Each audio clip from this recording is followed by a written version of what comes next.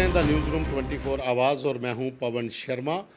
हम इस समय भारतीय जनता पार्टी के कार्यालय में हैं। जम्मू कश्मीर में विधानसभा चुनाव इस समय अपनी चरम सीमा पर हैं। लगातार कैंडिडेट्स जो हैं वो अलग अलग इलाकों में दौरे कर रहे हैं, मीटिंगें चल रही हैं, नेताओं को प्रभार सौंपे जा रहे हैं। कई नेताओं को एडजस्ट किया गया है, जो बड़े नेता थे उनको सम्मान दिया गया है। हमारे साथ जम्मू कश्मीर के पूर्व उप मुख्यमंत्री, पूर्व स्पीकर डॉक्टर निर्मल सिंह, जो कदावर नेता भारतीय जनता पार्टी के हमारे साथ हैं।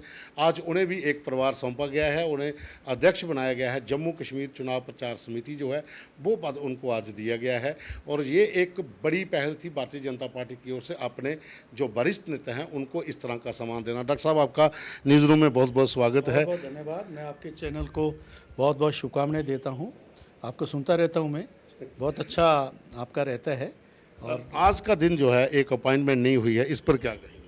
देखिए, मैं केंद्रीय नेतृत्व का, अपने राष्ट्रीय अध्यक्ष श्रीमान जेपी नड्डा जी का, अपने प्रधानमंत्री श्रीमान नरेंद्र भाई मोदी जी का, गृह मंत्री श्रीमान अमित भाई शाह जी का बहुत बहुत आभार प्रकट करता हूं कि उन्होंने मुझे ये जिम्मेदारी दी है, मेरे पर जो भरोसा जताया है कि मैं जो है जम्मू कश्मीर में जो भारतीय जनता पार्टी नेतृत्व की सरकार जो बननी है उस में जो चुनाव हो रहा है उसके लिए मुझे उन्होंने ये जिम्मेदारी दी है। मैं भरोसा देता हूं कि मैं जो है इसके लिए पूरा तन मन से और पूरा जी जान से इसके लिए लगूंगा और इसमें हम सफलता प्राप्त करेंगे।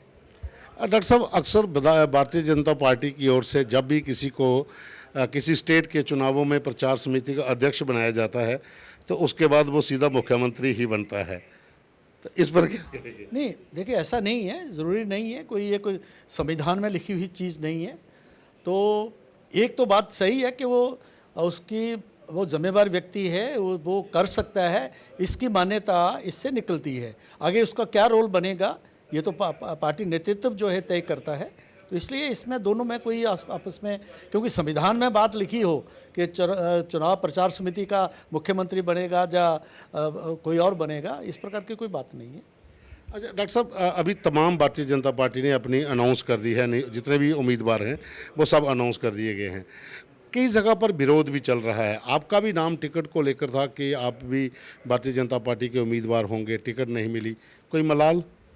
देखिए, मलाल किस बात का?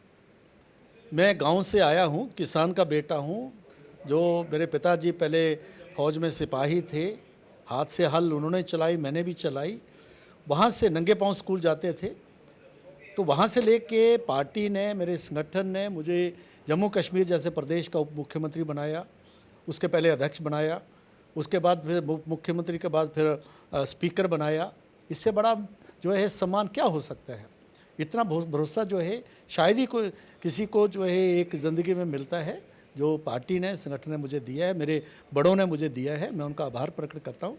और दूसरा है कि देखिए, जो राजनीतिक क्षेत्र में चुनावों की राजनीति एक पक्ष है, संगठन भी रहता है, उसके और कई आयाम रहते हैं।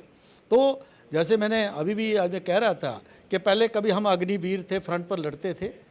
आज दूसरे साथी अग्निवीर हैं, हम तोपखाने में आ गए हैं और पीछे से हम जो है फायर करेंगे, जंग जीतेंगे। तो इसलिए जो है ये मलाल की तो बात ही नहीं, कभी सोच भी नहीं सकते हम। क्योंकि जब मैं विद्यार्थी परिषद में था, जब मैं संगठन से जुड़ा था, तभी कभी सोचा नहीं था। और जम्मू कश्मीर में कोई भी व्यक्ति नहीं सोच सकता था कि यहाँ कभी हमारी सरकार बनेगी। और सरकार में हम रहे जम्मू कश्मीर में, तो ये एक बहुत बड़ी बात है। तो इसलिए कोई इस प्रकार की कोई बात नहीं है। तो जो नई पीढ़ी है, जिस तरह से बहुत सी जगह पर विरोध हो रहा है, कैंडिडेट की टिकट कटी हैं, हाउ हल्ले हुए हैं, उनको क्या संदेश होगा? देखिए, जब पार्टी ये कहती है कि देश पहले, पार्टी दूसरे नंबर पर और जो है स्वयं हम तीसरे नंबर पर, यही हमारी सिखलाई हुई है।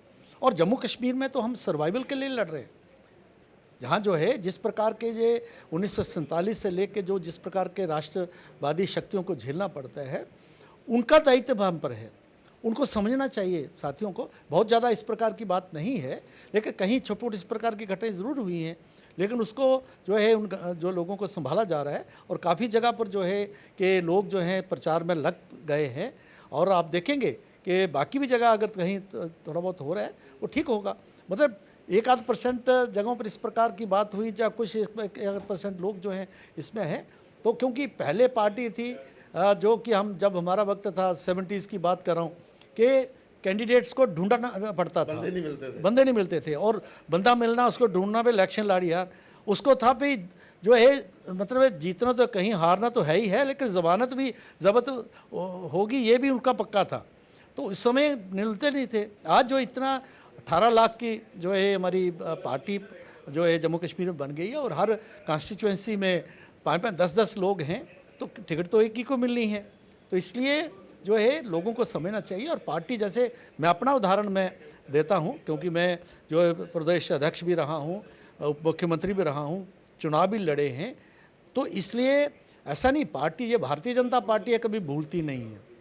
ऊपर जो बैठे लोग हैं, आज देखो जैसे इस प्रचार चुनाव प्रचार समिति का उन्होंने मैं अध्यक्ष बनाया, तो मैं तो जैसा मैं काम कर रहा था, अभी उन्होंने मुझे जो संकल्प पत्र का जो चेयरमैन बना था उससे भी मैं सेटिस्फाई था, मुझे तसल्ली हुई कि हमने काम किया। और जब गृह मंत्री जी ने यहाँ अप्रिशिएट किया, उन्होंने कहा बहुत ही बैलेंस्ड जो है संकल्प पत्र है, लोगों ने अप्रिशिएट किया, तो मुझे उसी में तसल्ली थी कि हमने जो हमारे साथियों ने जो मिलके हमने जो काम किया है, तो इसलिए, लेकिन पार्टी ने और दायित्व दे दिया।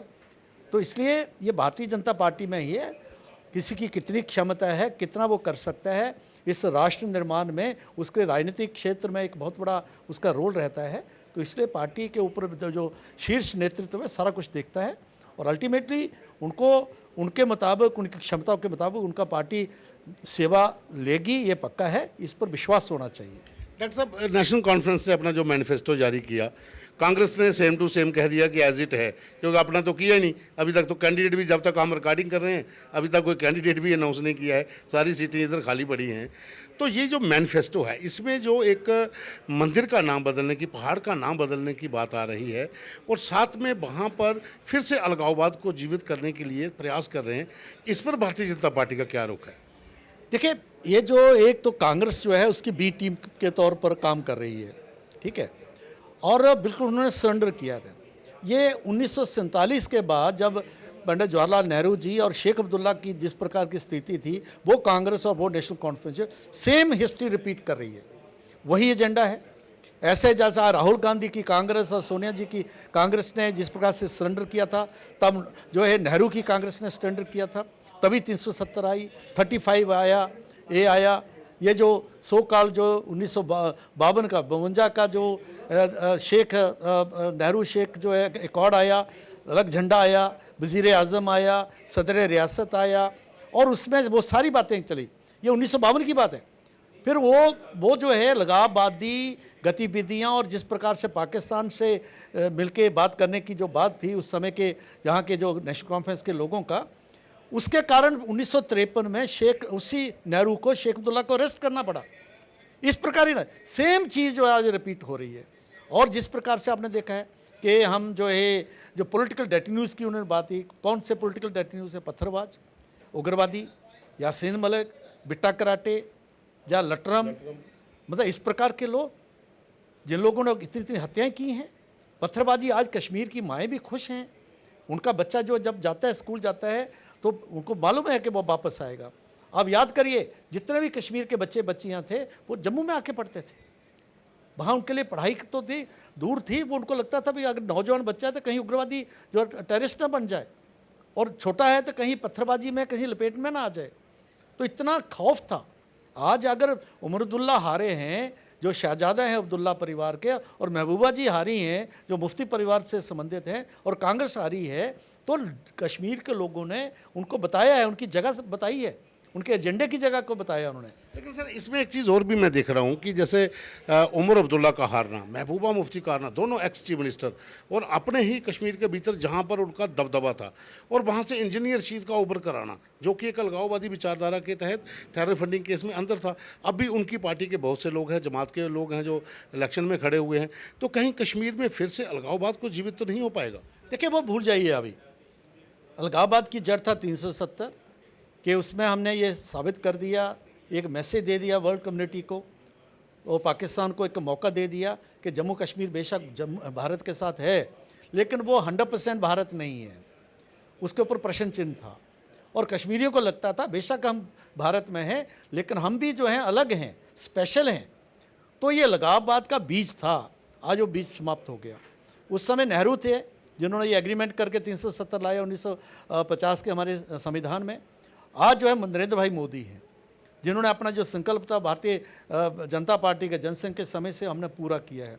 और आज कश्मीर के लोग भी, उनको मालूम है कि आज अगर 2 करोड़ 102 करोड़ टूरिस्ट आते हैं तो उनको रोजी रोटी मिलती है, मजदूर को, किसान को, उसको जो है रेडी वाले फड़ी वाले को, वहाँ का जो नाव चलाता है उसको मिलती है रोजी रोटी, होटल वाले को मिलती है। वहाँ कितने लोग काम कर रहे हैं।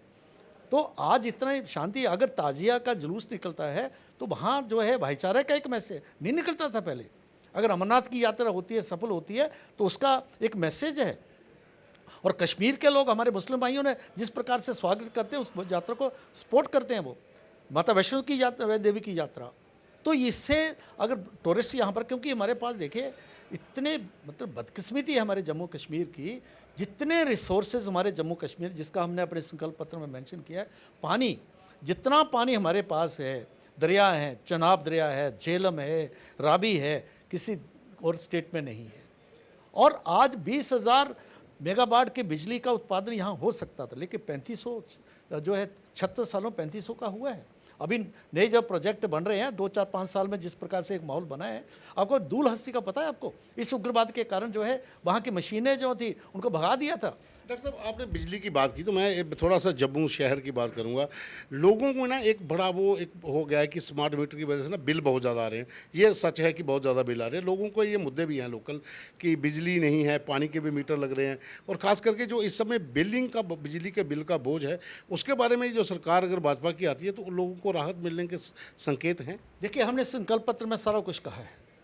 हमने कहा कि जो सोलर एनर्जी है उसका करते हुए हम 0 बिल के ऊपर लाएंगे हम, और उसके लिए 10,000 की इक्विपमेंट्स के लिए 10,000 की सब्सिडी रखी है उनके इक्विपमेंट्स के लिए। हमने किसानों को कहा, और 50% बिल जो हैं उसके कम करने की बात कही है हम। लेकिन सौर जो है ये सोलर एनर्जी तो पूरा 0 बिल की बात है हमारे पास। बाकी है जो हमने ये भी कहा है कि जो उनका पैसे एरियर्स हैं उनको भी हम ऑनरेबल सेटलमेंट देंगे, इस प्रकार की योजना लाएंगे, उनको राहत देंगे, ये प्रकार की बात हमने की है। भारतीय जनता पार्टी पर ना जब लोकसभा चुनाव होते थे, जहाँ किसी राज्य में चुनाव होते थे, तो एक पूरा गैंग होता था जो आरोप लगाता था कि मुस्लिम को टिकट नहीं देते, लेकिन जम्मू कश्मीर में तो रिकॉर्ड टूट गया। देखिए, जम्मू कश्मीर में तो मिलना ही था, क्योंकि जम्मू कश्मीर में आप देखेंगे कि कश्मीर घाटी लगभग 96% जो है इससे ज़्यादा मुस्लिम बाहुल है। तो डेफिनेटली आज पार्टी का विस्तार वहाँ पर हुआ है। हमारे अच्छे कार्यकर्ता हैं जो जिनकी कैपेसिटी है वो जीत सकते हैं। रजौरी, पुंछ, डोडा में भी हमने देखा है, हमने जो है ऐसी सीटें दी हैं। और इस कारण से जो एक बैलेंस्ड जो है, क्योंकि पार्टी का विस्तार जब हुआ, पहले पार्टी का इन इलाकों जो मुस्लिम बाहुल इलाकों में हमारा इतना पार्टी का नहीं था, ठीक है, तो इसलिए तब हमारे पास कार्यकर्ता नहीं होते थे, तो फिर टिकट कैसे देते? सिर्फ रिचुअल के लिए जो इस प्रकार जिनकी विनेबिलिटी बनती है, हमने उन्हीं को सोच समझ के टिकट दी है। तो इसलिए जो लोगों का ये आरोप है जो मुसलमानों को टिकट नहीं देते, ये जो है वो इसी से साबित हो जाता है। जैसे आपके जो प्रश्न है वो उनकी जो आरोप का जवाब है इसमें। सर, अभी चुनाव आखिरी चरण में पहुंचने वाले हैं, वोटिंग शुरू हो जाएगी, फिर नतीजे आएंगे। भारतीय जनता पार्टी, देखिए जिस समय 90 विधानसभा में वन पार्टी की मेजॉरिटी आना जो संकेत हैं वो कम दिख रहे हैं, तो गठबंधन भारतीय जनता पार्टी को ज़रूरत पड़ी तो किसके साथ होगा? आप कैसे कह सकते हैं? भारतीय जनता पार्टी नेतृत्व की सरकार बनेगी और धड़ल्ले से बनेगी, अकेले अपने दम पर? हाँ, अपने दम पर बनेगी। और ये स्पष्ट कर दिया है हमारे गृह मंत्री जी ने, जब आए थे उन्होंने क्या कहा, उनको जब प्रश्न पूछा जाए किससे अलायंस करोगे, जैसे आप प्रश्न पूछ रहे हैं, उन्होंने कहा 3 परिवार जो हैं, अब्दुल्ला परिवार, मुफ्ती परिवार की पार्टी, अब्दुल्ला परिवार की पार्टी और नेहरू इंदिरा गांधी परिवार की पार्टी के साथ में कतई भी हम अलायंस नहीं करेंगे, क्योंकि इनका एजेंडा जिस प्रकार का है, सेल्फ रूल का है, ऑटोनॉमी का है, जो पॉलिटिकल जो जिनको टेररिस्ट को छोड़ने का है, महाराजा हरीश सिंह को बाहर निकालने का जो बात राहुल कह के गए हैं, इस पर बहुत बड़ा गुस्सा है यहाँ पर। महाराजा हरीश सिंह को हमने निकाला बाहर, और उनकी हमें, हाँ बिल्कुल निकाला आपने। और डोगरों को ये बात बहुत चुभी है, क्योंकि जो है जिस प्रकार से उनकी अस्थियाँ ही वापस आई थी, डेड बॉडी भी नहीं आने दी। 6 महीने के लिए डॉक्टर करण सिंह कह रहे थे, 6 महीने के लिए उनको कहा था कि आप जाइए बॉम्बे। जब नेहरू जी और शेख मोहम्मद अब्दुल्ला साहब का आपस में अंडरस्टैंडिंग बनी, शेख साहब ने कहा कि नहीं, जब तक महाराजा जम्मू में रहेंगे, जम्मू कश्मीर में, तो मैं अपने आप को प्रस्थापित नहीं कर सकता, इनको बाहर भेजो। 6 महीने के लिए भेजा और कभी वो 6 महीने समाप्त नहीं हुए। डेड बॉडी भी 1961 में जब उनका देहांत हुआ, स्वर्गवास हुए, तो उनकी अस्थियाँ आई थी यहाँ। तो ये जो है आज मजाक करा दे रहे हैं। तो इस प्रकार का एजेंडा जो जैसे 1953 के पहले का एजेंडा और आज का एजेंडा नेशनल कांग्रेस का नेशनल है, उसमें कोई फ़र्क नहीं है। और ये कहते हैं कि हम 370 चीन की मदद से लाएंगे, पाकिस्तान से बातचीत करो। मैं उनको पूछना चाहता हूँ, राहुल गांधी जो कांग्रेस जवाब दे, क्या वो बात जो है 370 की करेंगे, जो है शेख अब्दुल्ला पाकिस्तान से करेंगे? और 370 के ऊपर पूछते हैं, जवाब ही नहीं देते हैं। और ये जो है द पॉलिटिक्स ऑफ डिसेप्शन, उसमें विश्वास करने वाली जो कांग्रेस है, डिसीव कर रही है। सर आखिरी सवाल है कि अभी थोड़ी सी 2 दिन पहले ही राजपूत सभा ने एक डिमांड की है कि माता वैष्णो देवी हमारे जम्मू में जैसे कहा जाता है कि तन तन जम्मू दे राजा जिन माता का भवन बनाया, जुग जुग जीवे जम्मू दा राजा, क्योंकि वहाँ पर राजा महाराजा के चित्र लगते थे माता वैष्णो देवी के दरबार में, वो श्राइन बोर्ड की ओर से हटा दिए गए हैं। तो एक रोष है कि वो लगने चाहिए, क्योंकि राजा का नाम माता के साथ जुड़ा हुआ है। भवन तो जम्मू के राजा ने ही बनाया था ना। देखिए, श्री माता वैष्णो देवी श्राइन बोर्ड का ये इशू है, डेफिनेटली हम भी उनके ध्यान में जो बात लाएंगे, ठीक है। बाकी है वहाँ के बारीदारों का जो मसला है, वो हमने उसको कहा है, हमने बड़ा उसको विस्तार से उसके बारे में मेंशन किया कि जो बारीदार हैं वहाँ पर, जो बोर्ड बनने से पहले उनको पूरी सहूलतें जो हैं, जो उनका जो भी उनका होगा, उनके साथ बैठ के चर्चा हो के उनको जो भी उनके सुविधाएँ वगैरह बाकी जो भी उनको लाभ मिलने होंगे उनको दिया जाएगा। तो इसलिए माता वैष्णो देवी जो है ये ठीक है, मतलब है हमारे लिए एक आराध्य स्थान ही नहीं है, जहाँ पर जो पूरे जो है हिंदुस्तान से 1.5 करोड़ के लोग आते हैं, तो यहाँ की रोजी रोटी भी आती है, साथ साथ यहाँ का जो है माहौल भी, उसको टूरिज़्म को बढ़ावा मिलता है। तो इसलिए डेफिनेटली ये बात हम श्राइन बोर्ड से टेकअप करेंगे। तो ये थे डॉक्टर निर्मल सिंह, जिन्होंने साफ तौर पर कहा कि भारतीय जनता पार्टी अपने दम पर सरकार बनाएगी और एनसी और कांग्रेस का जो शेख इंदिरा अकार्ड और नेहरू के साथ जो समझौता था वो यहाँ पर लागू नहीं होने दिया जाएगा। तो डॉक्टर साहब आपका बहुत बहुत धन्यवाद न्यूज़ 24 को टाइम देने के लिए। आपसे फिर मुलाकात होगी जब समय मिलेगा। तो अभी के लिए बस इतना ही, फिर मिलेंगे किसी और बड़े नेता।